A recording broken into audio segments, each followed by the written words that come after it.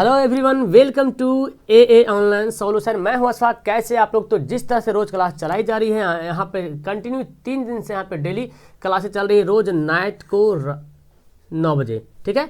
और ये video number 3 है, मैथ क्लास। यहाँ पे जिसका बेसिक मैथ कमज़ोर है, जिसको लग रहा मैथ से डर लग रहा, पता नहीं कितना 440 का वोल्ट भी लग रहा होगा, तो अब वोल्ट नहीं लगेगा, 440 का वोल्ट नहीं लगेगा, आपको 220 का ही लगेगा, जो कि आपके यूज में आप आए, जो घर में यूज करते हैं, ठीक है। तो कहने का मतलब यह है कि आपका मैथ अगर थोड़ा सा कमज़ोर लगता है तो आप 9 बजे रात को आओ, ठीक है। आपको यहाँ पे बहुत हेल्प मिलेगा, ठीक है। तो चलो स्टार्ट करते हैं 1 बाय 1 सवाल। ओके, टोटल इस वीडियो में 30 सवाल मिलेगा आपको। सबसे पहला सवाल है कि बाह्य बिंदु से वृत्त पर खींची गई स्पर्श रेखाओं की लंबाई क्या होती है। यानी कि वृत्त पर बाहरी बिंदु से वृत्त पर खींची गई स्पर्श रेखाओं की लंबाई क्या होगी, ठीक है। तो इस सवाल का सही जवाब क्या होगा? तो बाहरी बिंदु से अगर वृत्त पर खींचते हैं तो ये बिंदु मान लेते, कोई ले लिया, तो आपको पता है वृत्त पर खींची गई, बाहरी बिंदु से वृत्त पर खींची गई स्पर्श रेखाओं की लंबाई समान होती है। क्या होती है? समान होती है। यानी कि इसका आंसर क्या हो जाएगा? ऑप्शन बी होगा। अगला सवाल बोलता है, देखिए ये इसका बोलता है मूल निकालिए, ठीक है। दिख रहा है आपको सवाल? क्या निकाले बोल रहा? मूल निकालने बोल रहा। मूल बोले तो चलिए एक्स का वैल्यू निकालना है। तो हम देखो क्या करते हैं, a square p square x square minus q square बराबर 0 दिया हुआ है। तो हम पहले क्यू को इधर भेजते हैं, तो a square p square x square बराबर रखेगा और क्यू माइनस में जाके क्या बनेगा? प्लस में क्यू स्क्वायर।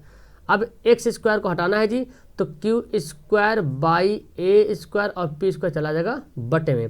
अब अगर स्क्वायर को हटाते हैं तो Q square by A square और पी स्क्वायर का बन जाएगा ओवर रूट वर्गमूल, और बनेगा वो भी प्लस माइनस में, ठीक है। तो क्यू का तो वर्गमूल निकल जाएगा ना, स्क्वायर है तो स्क्वायर का निकल जाएगा, क्यू बन जाएगा, और यहाँ पे ए बनेगा पी बनेगा। तो इस सवाल का आंसर हो जाएगा क्या? D, plus minus Q by A P. Clear, समझ में आ गया? ऐसे निकालते मूल। अगला सवाल है, एक अर्धवृत्त का व्यास 14 सेंटीमीटर है, तो अर्धवृत्त की परिधि ज्ञात करना है। तो अर्धवृत्त का व्यास क्या होता है? जैसे वृत्त का व्यास पता है ना क्या होता है, तो लिखते हैं आप यहाँ पे लिखते हैं अर्धवृत्त का व्यास, ठीक है। अर्धवृत्त का व्यास लिख लेते हैं यहाँ पे। ओके, कितना दिया हुआ है? 14 सेंटीमीटर। तो वृत्त का व्यास पता है, वृत्त का व्यास होता है 2πr, तो इसको आधा कर देंगे तो क्या हो जाएगा? πr हो जाएगा। तो अभी हमारा अर्धवृत्त का व्यास नहीं पता चला। अब देखो ये वृत्त है, वृत्त को आधा करेंगे तो अभी जो हम गिन रहे थे, जो 2πr था वृत्त का व्यास, जब इसको आधा करें तो पता कैसे शक्ल बनेगा? ऐसे बनेगा। इसको छोड़ के ये जो वृत्त है इसको काट देंगे आधा, तो ऐसे बनेगा। और ये लाइन हमारा जाएगा ना, ये लाइन, तो ये 2r, एक r इधर से एक r इधर जुड़ जाएगा, तो 2r हो जाएगा। तो इसका फॉर्मूला फिर क्या हो जाएगा? देखो r कॉमन हो जाएगा, पाई प्लस 2। ये है अर्धवृत्त का व्यास, तो सॉरी ये अर्धवृत्त के परिमाप बनेगा। तो व्यास 14 सेंटीमीटर, तो त्रिज्या कितना हो जाएगा? 7 हो जाएगा। अब देखो परिधि, ये जो मैं बता रहा हूँ ये परिधि के बारे में बता रहा था, ठीक है। तो परिधि निकालना है, तो परिधि अब इस फॉर्मूला पे सेट कर दिए। आर का वैल्यू कितना? 7 है, पाई का वैल्यू 7 है, प्लस 2 है। समझ आ रहा ना? ये जो मैं बता रहा था ये परिधि के बारे में बता रहा था। व्यास दिया हुआ है 14 सेंटीमीटर और त्रिज्या हो गया 7 सेंटीमीटर, तो परिधि ऐसे निकालते ना, पाई आर इंटू पाई प्लस 2 अर्धवृत्त की परिधि होता है। तो 7 लिख देते हैं यहाँ पे। ओके, तो यहाँ पे लिख देते हैं।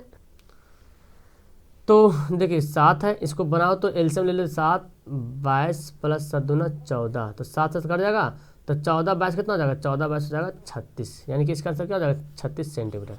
क्लियर है? चलिए अगला सवाल देखते हैं। बोलता है क्या कि किसी वृत्त के बाह्य बिंदु P से 2 स्पर्श रेखाएं खींची गई, जो अभी पहले सवाल बनाए थे।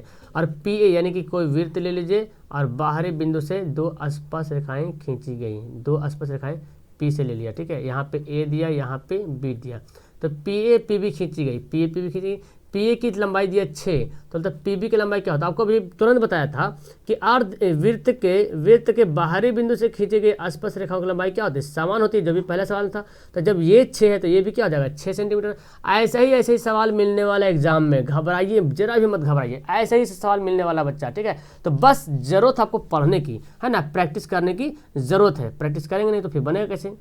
ओके, तो देखिए 5वां सवाल क्या बोलता है, बिंदु P2 -2 8 और Q -6 -4 को मिलाने वाली रेखा खंड का मध्य बिंदु निकालना। मध्य बिंदु निकालने का फॉर्मूला इजी है हमारा। देखिए क्या होता है मध्य बिंदु निकालने का फॉर्मूला, यहाँ पे बताते हैं हम मध्य बिंदु निकालने का फॉर्मूला क्या होता है। तो ये जो दिया हुआ है ये हमारा x से दिया हुआ है, x1 y1 मानते हैं, ये x2 और y2 मान लेते हैं, ठीक है। तो मध्य बिंदु का फॉर्मूला होता है x1 प्लस x2/2 और y1 प्लस y2/2, ठीक है। तो x1 कितना है, देखिए x1 -2 है और x2 -6 है बाई 2, y1 कितना 8 है, y2 कितना -4 है। एकदम हर हाल में इस पैटर्न पे सवाल आएगा तो आएगा, जाएगा कहाँ से, सवाल लाएगा कहाँ से लाएगा सवाल, इंग्लैंड से तो नहीं लाएगा। 2 चौक 8 -4 2 दूना 4, तो -4 और 2 देखिए है ऑप्शन में -4 2, देख रहे हैं आंसर क्या हो जाएगा बी। कितना है जैसे सवाल है, कोई दिक्कत लगा इस सवाल में, मतलब बस इसका मध्य बिंदु का निकालने का फॉर्मूला को पता होना चाहिए, बाकी आराम से बना लीजिएगा। चलिए अगला सवाल पढ़ते हैं। अब देखिए अगला सवाल क्या बोलता है यहाँ पे, चलिए अगला सवाल बोलता है कि यहाँ देखिए दो वृत्त की परिधियाँ दिया हुआ है, दो वृत्त की परिधि दिया हुआ है, कितना, दो वृत्त की परिधि का अनुपात दिया हुआ है -2.3 अनुपात दिया हुआ है, तो उनकी त्रिज्याओं का अनुपात निकालना है। तो परिधि का अनुपात दे दिया है तो त्रिज्या का अनुपात निकालना है। तो दिक्कत क्या है, हम परिधि को इस क्या अनुपात में बराबर कर देंगे, तो ठीक है। तो अनुपात निकालना है, किसका अनुपात, त्रिज्या का अनुपात, ओके। तो हम क्या करते हैं, अनुपात लिख लेते हैं, अनुपात बराबर, तो दोनों का अनुपात है ना, तो हम भी दोनों का अनुपात बराबर करते हैं। परिधि है, वृत्त है, अर्धवृत्त नहीं वृत्त है, वृत्त की परिधि क्या होता है 2πr, इसको r1 मान लेते हैं, ये हमारा r1 है, इसको सॉरी 2πr यानी कि पहली परिधि और दूसरी परिधि, इधर मान लेते 2πr। तो त्रिज्याओं का अनुपात निकालना है, तो पहली वृत्त का अलग त्रिज्या, दूसरी वृत्त का अलग त्रिज्या, r1 और 2। आइए किसका अनुपात में, 2 और 3 के अनुपात में, देखो 2 कट गया, पाई कट गया, ठीक है। तो क्या बचा r1/r2, यही हुआ 2:3, यही मतलब यही सेम टू सेम आ जाएगा, है ना, सेम टू सेम वही आंसर, यानी कि बी ही आंसर है, यानी कि परिधि का अनुपात भी 2 त्रिज्या का अनुपात भी वही होगा 2 और 3। तो चलिए अगला सवाल पढ़ते हैं। अगला सवाल देखिए यहाँ पे क्या बोलता है, अगला सवाल यहाँ पे है किसी असंभव घटना की प्रायिकता क्या होती है, जो घटना कभी घट ही नहीं सकती है। अगर मैं बोलूँ कि कोई पासा है और पासा को फेंकने पे तो 1 2 3 4 5 6 7 आ जाए, 6 तक आ जाए, तो मैं बोलूँ कि अगर पासा को फेंकने पे 12 आ जाए, तो कहीं 12 आ सकता है क्या, 6 से तो ज़्यादा आएगा नहीं, तो यानी कि असंभव घटना जो कभी घटना घट ही नहीं सकता, तो इसकी प्रायिकता क्या हो जाएगी, 0 हो जाएगी, ठीक है। इसको प्रायिकता क्या होगी, प्रायिकता इसका 0 होगी। तो याद रखिएगा, जो घटना कभी घटने, असंभव तो पहले लिख दिया, असंभव घटना जो घटना कभी घट ही नहीं सकती, उसकी प्रायिकता 0 होती है। अगला सवाल बोलता है, देखिए यहाँ पे निम्नलिखित में से √2 किसके बराबर है। अब डायरेक्ट फॉर्मूला याद कि √2 किसके बराबर, देखो tan 60 का वैल्यू कितना है, tan 60 का वैल्यू √3 होता है, ठीक है। cos 45 का वैल्यू कितना होता है, 1/√2 होता है, ठीक है। sec 30 का वैल्यू कितना होता है, तो sec 30 का वैल्यू सॉरी sin 30 का वैल्यू 1/2 होता है। अब ये देखो देख क्या 1/sin 45, वाह घुमा दिया यहाँ पे ना, तो 1/sin 45, sin 45 का वैल्यू कितना 1/√2 होता है। अब इसको उल्टा करोगे तो √2 कहाँ चल जाएगा, ऊपर चल जाएगा, √2 चला जाएगा ऊपर, यानी कि इस सवाल का आंसर क्या हो जाएगा, डी। बड़ा ही मजेदार का सवाल, ठीक है, समझा गया सवाल समझा। ये तो इसका तो आंसर होगा ना, ये भी तो होगा ना, ये भी बोला √2 किसके बराबर, तो कोई जरूरी नहीं कि सूत्र ही डायरेक्ट दिया होगा। अगर डायरेक्ट दिया रहता कि जैसे कि cos 45 का 1/2 है ना, cos 45 का 1/2, cos दे के ना दे के सेक बोलता है, सेक 45, ठीक है। तो सेक 45 बोलता तो फिर ये √2 हो जाता, चूंकि सेक 45 √2 होता है, ठीक है। चलिए अगला सवाल पढ़ते हैं। ये सवाल दिया 9 sec स्क्वायर - 9 tan स्क्वायर किसके बराबर है। तो यहाँ पे बहुत ही सवाल है जी, 9 को ले लीजिए कॉमन और sec square theta minus tan square theta, ठीक है। तो 9 और sec square theta minus tan square theta बराबर क्या होता है, 1 होता है, तो इसको गुना कर दो, 9 1 9 9 1 9, ठीक है। क्या आंसर होगा, ऑप्शन बी होगा। चलिए अगला सवाल पढ़ते हैं। अगला सवाल देखिए यहाँ पे नीचे क्या दे रहा, बोलता है कि अल्फा बीटा द्विघात समीकरण के मूल x स्क्वायर, यहाँ पे कुछ छूट रहा है, x स्क्वायर माइनस मान लेते, चलो -x और -2 हो तो इसका वैल्यू निकालता हूँ, मान लेते हैं यहाँ पे माइनस होगा या प्लस जो भी है, ठीक है। मैं यहाँ पे माइनस मानता हूँ, देखता हूँ ऑप्शन है कि नहीं है, तो इसका हमको निकालना मूल। चलिए तो ये दिया हुआ ना, तो इसको क्या करेंगे, एलसीएम ले लेंगे, अल्फा बीटा हो जाएगा एलसीएम, तो ऊपर आ जाएगा बीटा प्लस अल्फा। अब ये भी तो आपको पता है, देखो अल्फा बीटा एलसीएम ले लेंगे, अल्फा को इससे भाग करेंगे तो अल्फा कट जाएगा, बचेगा बीटा, बीटा को 1 से गुना करेंगे बनेगा बीटा, फिर बीटा को इससे डिवाइड करें तो बीटा बीटा कट जाएगा, बचेगा अल्फा, अल्फा को 1 से गुना करेंगे बचेगा ये, ठीक है। अल्फा प्लस बीटा का होता है -b/a, अल्फा इंटू बीटा का होता है c/a, तो a तो कैंसिल हो जाएगा, तो -b/c बचेगा। अब b का वैल्यू कितना है, देखिए b का वैल्यू कितना है -1 है ना, b का वैल्यू -1, तो माइनस यहाँ पे 1 है, तो माइनस यहाँ भी माइनस, तो माइनस माइनस प्लस हो गया। और c का वैल्यू कितना है, देखिए c का वैल्यू कितना है -2 है, तो यहाँ पे ऑप्शन यहाँ पे देखा जाए तो गड़बड़ दिख रहा, तो देखिए इसका ऑप्शन ही नहीं दिया हुआ है ना, इसका ऑप्शन होगा -1/2, 1/2 लिखा हुआ लेकिन -1/2 आंसर होना चाहिए, ठीक है। क्योंकि अल्फा प्लस बीटा का तो -b/a, अल्फा इंटू बीटा का c/, तो a कट गया तो -b/c बच रहा, तो b का वैल्यू यहाँ पे मैंने माइनस कर दिया तो माइनस प्लस हो गया, ठीक है। और अगर हम यहाँ पे प्लस लेते तो शायद आ जाता मेरा आंसर, अगर हम यहाँ पे प्लस मानते हैं यानी कि x² + x से -2 अगर लेते हैं तो फिर मेरा आंसर आ जाता माइनस, यहाँ पे दिया हुआ है और ये माइनस, तो माइनस होता और c का वैल्यू कितना -2, तो ये दोनों कट के फिर हो जाता आंसर, ठीक है। तो डिपेंड करता है सवाल पे, ठीक है। चलिए अगला सवाल पढ़ते हैं। ये देखो सवाल क्या बोलता है कि ये दिया हुआ है अल्फा इंटू बीटा, तो अल्फा इंटू बीटा का वैल्यू निकालो। शून्य दिया हुआ अल्फा बीटा, तो इसका वैल्यू निकाल अल्फा इंटू, अच्छा ए बी ही शून्य दिया होता है, ए बी का वैल्यू, तो ए बी बोले तो alpha into beta, alpha into beta का होता है c/a होता है। c का वैल्यू कितना दिया हुआ है 5 दिया हुआ है और a का वैल्यू कुछ नहीं दिया 1 दिया हुआ है, यानी कि इसका आंसर क्या हो गया 5 हो गया, ठीक है। क्या आंसर हो गया 5 हो गया, क्लियर है।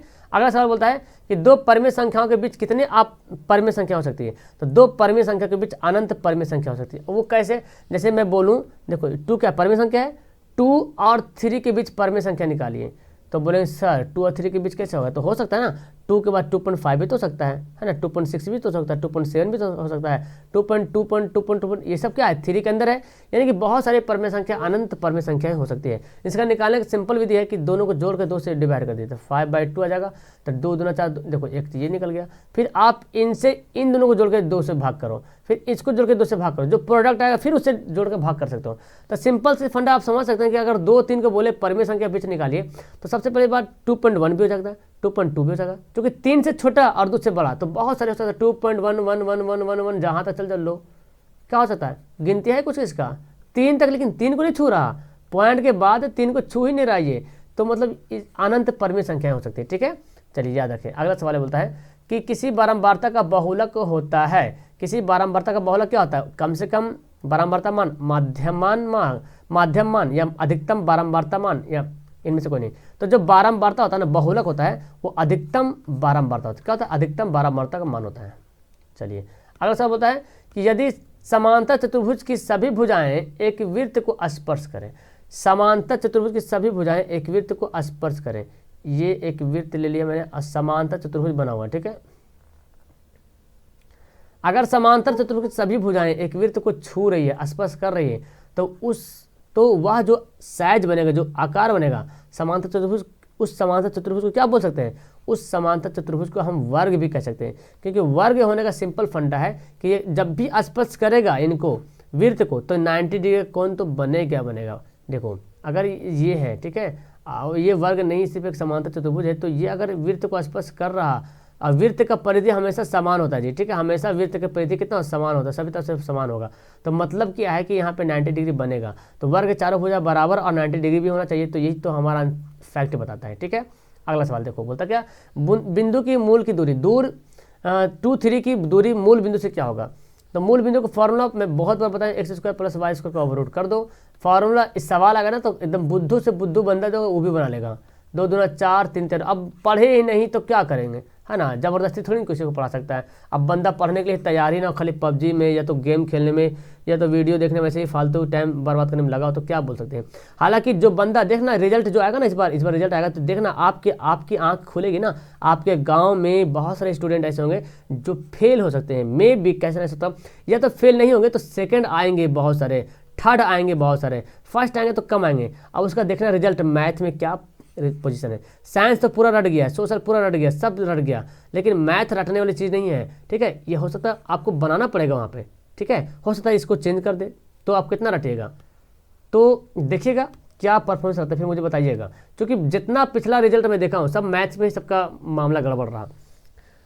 निश्चित घटना की प्रायिकता क्या होगा, निश्चित घटना यानी कि घटना 100% घट सकती है, एक सिक्का को उछाले तो हेड या टेल, पक्का है कि हेड आएगा या तो टेल, दोनों में से कोई तो आना ही आना है, ऐसे तो नहीं खड़ा रह जाएगा। अब किस्मत बदकिस्मती से खड़ा हो जाए अलग सी बात है, लेकिन हेड या टेल तो एकदम 100% आना है। अगर हेड आता है तो 1/2, अगर टेल आता है तो 1/2। अब इसको जोड़ के निकालते हैं तो कितना आएगा 1, यानी कि एकदम निश्चित जो घटना है वो आएगा तो आएगा, ठीक है, इसका प्रायिकता क्या होगा 1 होगा। चलिए ये देखो सवाल है, त्रिकोणमिति में ज़्यादा सवाल यहाँ पे लाए हूँ ताकि इस तरह का सवाल आपको क्लियर हो जाए। 1 + tan square theta direct formula है, डायरेक्ट फार्मूला है, आप पढ़े होंगे sec² theta - tan square theta बराबर 1 पढ़े, तो सेक स्क्वायर थीटा बराबर क्या होता है 1 प्लस टैन स्क्वायर थीटा। ठीक है, तो यही तो पूछ रहा आपसे, यही तो पूछा जा रहा कि किसके बराबर है, तो सेक स्क्वायर थीटा। तो सेक यहाँ पे ये होगा, ठीक है, ये पाई वाई यहाँ पे मिस्टेक हो गया, ठीक है, आंसर का होगा ये होगा सेक स्क्वायर थीटा। चलिए फिर देखिए यहाँ बोला जा रहा कि 1 बाई, आज तो बहुत सारा त्रिकोणमिति का सवाल आ गया, 1/√3 किसका मान है, 1/√3 किसका वैल्यू है। तो अब देखिए पहले तो आप जानिए 1/√3 होता किसका वैल्यू, तो आपको पता नहीं था 1/√3 टैन 30 का वैल्यू, चूंकि त्रिकोण ई हाइट एंड डिस्टेंस इतना बनाया है कि आपको याद हो गया कि 1/√3 है ना, टैन 30 का होता है। अब देखिए टैन 30 किसमें, टैन में तो देखना, सैन में तो होगा नहीं। अच्छा ये देखते हैं यहाँ पे टैन एक जगह दिख रहा, तो टैन यहाँ पे जो पाई इसको रेडियन बोलेंगे, ठीक है, इसका वैल्यू 180 डिग्री, 6×3 = 18। अरे वाह, ये तो आ गया हमारा आंसर टैन 30 का, और यही तो इसका वैल्यू होता है 1/√3, यानी कि आंसर हमारा यही है। ठीक है, चलिए अगला सवाल बोलता है, वाह फिर आ गया टैन पाई/2 का मान क्या होता है। अब बताओ टैन पाई/2, यहाँ पे पाई है तो टैन पाई का वैल्यू यहाँ पे क्या यूज़ करेंगे 180/2 यानी कि 90। तो आपको पता था टैन 90 का वैल्यू कितना था, तो टैन 90 का वैल्यू था इन्फिनाइट। आप परिभाषित क्यों, क्योंकि जब निकालते हैं ना सैन 90 का वैल्यू कितना होता है 0, सॉरी सैन 90 का 1 और कॉस 90 का 0, तो टैन निकालना होता है तो इन दोनों को गुना करते हैं, डिवाइड करते हैं 1/0, कभी डिवाइड हो ही नहीं सकता। अगर जिसके नीचे में 0 आ जाए, जैसे बोले P/Q बनाते हैं ना परिमेय संख्या अपरिमेय संख्या, तो क्यों लिखते हैं Q ≠ = 0, क्योंकि Q अगर 0 के बराबर में आ गया है तो ये परिमेय संख्या हो नहीं सकता, ये इन्फिनाइट होगा। आप परिभाषित इसको परिभाषित कर ही नहीं कर सकते हैं। ठीक है, अगला सवाल बोलता है, फिर बोलता है ये बोलता है चतुर्थांश, कल मैं बताया था कि किस चतुर्थांश में। अब ये देखो एकदम 100% गारंटी कि एक सवाल रहेगा तो रहेगा चतुर्थांश से, क्यों, क्योंकि आपके लेसन में दिया हुआ यार यही से सवाल आएगा, तो बस रिवीजन करने की जरूरत है। तो प्लस माइनस फिर मैं बताता हूँ, यहाँ पे प्लस प्लस, यहाँ पे minus plus, minus minus, plus minus. ठीक है, अब आप देखिए प्लस माइनस है ना, प्लस माइनस 4 प्लस में 3 माइनस में, प्लस माइनस किस में दिख रहा है चतुर्थ में दिख रहा है, यानी कि इसका आंसर क्या हो जाएगा दिया जाएगा। अब बुधवा स्टूडेंट भी समझ जाएगा आराम से। एक सिक्का को उछालने पर एक चित्त आने की क्या प्रक्रिया है, चित्त पट, यानी कि हेड और टेल, हेड और टेल, इसको चित्त इसको पट बोलते हैं। तो बोलते चित्त आने की क्या प्रक्रिया, चित्त तो एक ही बार आ सकता है ना, क्योंकि सिक्का एक ही बार उछाल रहे हैं, तो 1/2 टोटल क्या होगा 1/2, ये इसका आंसर क्या होगा 1 होगा। क्लियर है, चलिए अगला सवाल बोलता है कि इसका सारवंतर निकालना, क्या निकालना है सारवंतर। अब कैसे निकालता है सारवंतर, सारवंतर हमेशा डिफरेंट, इन दोनों में से घटा दीजिए किसी को भी, तो सारवंतर या तो 28 को -28 को -22 घटा दीजिए, -28 से -10 घटाइए, -10 से -4 घटाइए, आंसर उतना ही आने वाला। तो चलो पहले ही में घटा, तो -10 से घटाते किसको -4, घटाते हैं -4 को, तो -10 प्लस -6। और ऐसे भी आप देख रहे हैं जी, यानी कि इसका आंसर तो डी हो जाएगा। और ऐसे भी आपको क्या देखने को मिल रहा है, यहाँ पे मैं मिटाता हूँ इसको, ठीक है, यहाँ पे देखिए 4 से -10 बन गया, -10 से -16 बन गया, -16 से -22 बन गया, -22 से -28 बन गया। तो देख रहे हर बार -6 -6 जुड़ देता है। अब वही तो होता है जो डिफरेंस होता है -6 आप ऐसे निकालो चाहे वैसे निकालो, बात बराबर है। ठीक है, अगला सवाल बोलते हैं, देखो ये सवाल बंदा एकदम पक्का, ये सवाल फंसने वाला एग्जाम में। अब फंसेगा मतलब फंसने मतलब एग्जाम क्वेश्चन फंसने वाला, आप नहीं फंसने वाले हो, सवाल आएगा तो सवाल फंसेगा, मतलब यही सवाल ना हो तो कुछ और सवाल रहेगा, लेकिन सवाल ऐसे रहेगा। अब समझ लो, दो समरूप त्रिभुज के संगत भुजा का अनुपात दिया, अगर भुजा का अनुपात दिया रहे और बोले क्षेत्रफल का अनुपात क्या होगा, तो कुछ न करना, आंख बंद करके स्क्वायर चढ़ा देना। हालांकि आगे बनाने के भी नियम है, 2 नंबर में आ जाएगा तो बनाना पड़ेगा, लेकिन मैं आपको बता रहा हूँ इसको कुछ मत करना। 4 का स्क्वायर 9 का स्क्वायर, कब, जब भुजा दिया रहे और क्षेत्रफल बोले है तब करना है। तो 4 चौक 16, 9 9 81, देख रहे हो ऑप्शन में। तो अनुपात बोला तो आप देखो ये भी तो अनुपात ही ना, बटा को अनुपात भी लिखते हैं, ठीक है, 16:81 ऐसे भी लिखते हैं, या बटा भी, वही बात हुआ। और अगर क्षेत्रफल दिया रहे, मान लीजिए बोलते कि दो समरूप त्रिभुज का क्षेत्रफल का अनुपात तो भुजा का अनुपात क्या होगा, तो बस इसको कुछ मत करना, ओवर कर देना, वर्गमूल कर देना। ठीक है, क्षेत्रफल दे दे और अगर भुजा बोले तो उल्टा कर देंगे, वर्गमूल कर देंगे, तो इसका 4 है, इसका 9, फिर वही भाषा में आ गया। ठीक है, चलिए तो ये सवाल ध्यान से रखिएगा। 2 वृत्तों के क्षेत्रफल दिया हुआ है और उनकी त्रिज्याओं का अनुपात, सेम कंडीशन, वृत्त में भी वही कंडीशन लगता है। ठीक है, वृत्त में भी वही कंडीशन लगता है, क्षेत्रफल दिया रहे और उसकी त्रिज्याओं का अनुपात निकालना है, तो क्या करते हैं। अच्छा, अगर आपको जानना है सर ये कैसे हो रहा, चलिए मैं देख लेता हूँ, इसको बनाएंगे तो वो भी समझ में आ जाएगा।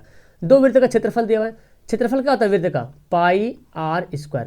पहला वृत्त को r1 मानते हैं, ठीक है, πr², पहला दूसरा वृत्त को r2 मानते हैं। कितना दिया है, 4/9 दिया। ठीक है, तो पाई कट गया, क्या बचा, R1 का स्क्वायर बट्टे R2 का स्क्वायर बराबर 4/9। स्क्वायर को इधर भेजेगा ना, अच्छा इसको हम ऐसे लिख सकते हैं R1/R2 का होल स्क्वायर लिख सकते हैं बराबर 4/9। तो स्क्वायर को इधर भेजेगा तो R1/R2 क्या होगा, 4/9 का वर्गमूल बन जाएगा।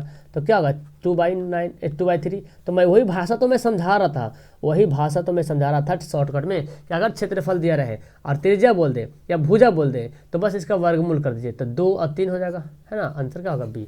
समझ में आ गया। तो ऐसे भी आप बनाएंगे ना, जो त्रिभुज वाला भी बनाएंगे तो इसी तरह आएगा।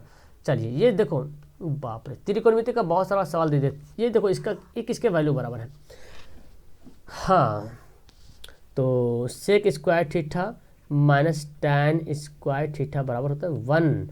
अब टैन को इधर भेजें तो 1 को इधर ले चले आते हैं, तो सेक स्क्वायर थीटा 1 को इधर लाएं तो टैन इधर जाके बना प्लस में और 1 इधर आके बना माइनस में। तो ये दिया हुआ आपको पता करना ये था, टैन स्क्वायर बराबर, तो क्या हो गया टैन स्क्वायर थीटा। क्लियर है। चलिए ये सवाल देखें, यदि घटना ई घटने और घटना नहीं घटने का मान क्या होगा, घटना घटने घटना नहीं घटने का मान का योग जो प्लस जो दिया इसका वैल्यू होता है 1। क्यों, क्योंकि अभी मैं बताता कि अगर हेड और टेल दिया रहे तो मैं बोलूँ हेड आने की क्या प्रायिकता, तो हेड आने की प्रायिकता 1/2 और हेड नहीं आने की प्रायिकता मतलब टेल आने की प्रायिकता, हेड नहीं आने तो मतलब इसका प्रायिकता 1/2। अब इनको दोनों को जोड़ देंगे तो जोड़िए तो कितना आएगा 1 तो आएगा ना, भिन्न का जोड़ वगैरह कर लो आ जाएगा 1। लो फिर से त्रिकोणमिति का क्षेत्र क्वेश्चन तो इस बार गड़बड़ा है, मतलब गर्दा गोल सवाल दे दिया हूँ मैं, 8-10 सवाल तो इसी से दे दिया हूँ। चलिए इसका वैल्यू कैसे निकालते हैं, साइन मैं बताया था पाई का वैल्यू क्या लिखेंगे 180/4 लिखेंगे और यहाँ पे कॉस 180/4 लिखेंगे। ठीक है, ये काटेंगे तो कितना होगा 45 हो जाएगा, ये भी काटेंगे तो क्या होगा 45। वाह यहाँ पे बड़ा मज़ेदार का सवाल आ गया, साइन 45 माइनस कॉस 45। और आपको पता है साइन 45 का वैल्यू 1/√2 और कॉस 45 का वैल्यू भी 1/√2, तो घट जाएगा तो क्या बचेगा 0 0 0 0। ओके चलिए देखो बोलता है विवेचक निकालने के लिए, विवेचक निकालने का सिंपल फार्मूला D बराबर होता है B² - 4AC। अब देखो ये हमारा A है, ये हमारा B है, ये C है, तो B कितना है -4, तो -4 का स्क्वायर, इसको घेर देते हैं -4 और A का वैल्यू कितना है 2 और C का वैल्यू कितना है 3। तो 4 चौक 16, 4 दूना 8 8 24, घटा दीजिए -8, कितना गया -8 हो गया, यानी कि इसका आंसर क्या हो जाएगा C हो जाएगा -8। क्लियर है। चलो अब यहाँ पे सवाल है 29 नंबर सवाल, ये दोनों बोलता है इन दोनों के बीच की दूरी निकालना है, इन दोनों की बीच की दूरी निकालना है। तो इजी है ना, बीच की दूरी निकालने का फॉर्मूला मैं बताया था x1 - x2 का whole square plus y1 - y2 का होल स्क्वायर का ओवर, यही तो होता है। x1 कितना है -1, x2 कितना है -5, x1 -1 x2 -5, तो माइनस यहाँ पे भी है माइनस यहाँ पे, तो माइनस +5 का स्क्वायर हो जाएगा जी।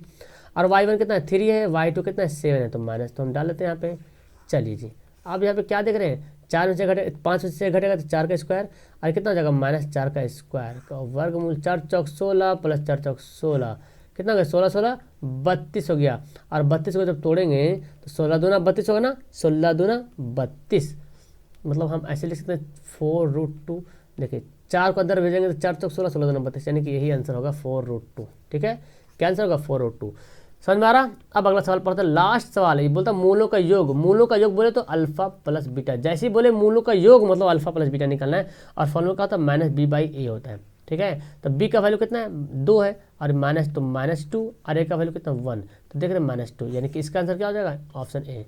कोई दिक्कत लगा इस सवाल में, ये तो बड़ा इजी सेशन रहा मेरे ख्याल से, है ना। आप मुझे कमेंट करके बताइए कि आपको कैसा लगा, इजी लगा कि नहीं। ये तो मेरे ख्याल से बहुत ही इजी आपके लिए मैं कर दिया हूँ ये। ठीक है, तो उम्मीद करूंगा आपसे कि आप इसके बारे में बताइए, आप कमेंट कीजिए कि कितना सही बनाया आप, कितना 30 में से कितना सही बनाए, ताकि मुझे लगे, और बताएं कि कैसा लगा। मतलब सवाल तो बहुत इजी था, मुझे भी पता सवाल बहुत इजी था। तो इस तरह से आपका डेली वीडियो चलती रहेगी, है ना। सुबह 6 बजे क्लास चलती है, 9 बजे भी क्लास चलती है, 12 बजे दिन में क्लास चलती है, 3 बजे दिन में क्लास चलती है, शाम को 6:30 बजे क्लास चलती है और 9 बजे जो देख रहे हैं वो क्लास चलती है रात में। तो ये सब क्लासेस अटेंड करते रहो। एग्जाम मैट्रिक का आज हो या कल हो, आपके लिए कोई दुश्वारी नहीं होगा, एकदम आराम से एग्जाम दोगे। Okay, tata bye. ओके, अच्छी लगी वीडियो तो लाइक तो करते जाओ, पहली बार तो चैनल को सब्सक्राइब करना। और हाँ, मैं बार बार बोलता हूँ इसलिए क्योंकि सब्सक्राइब कर बेल आइकन आप लोग पता नहीं दबाएं कि नहीं दबाएं, बेल आइकन जरूर दबाइएगा। ठीक है, क्योंकि बेल आइकन दबाने से क्या होगा ना, जब भी मैं वीडियो बनाऊंगा, जब भी मेरी वीडियो आएगी तो आपके पास एक मैसेज जाएगा। तो ये कब जाएगा, जब आप सब्सक्राइब करके बेल आइकन प्रेस करोगे तब। Okay bye.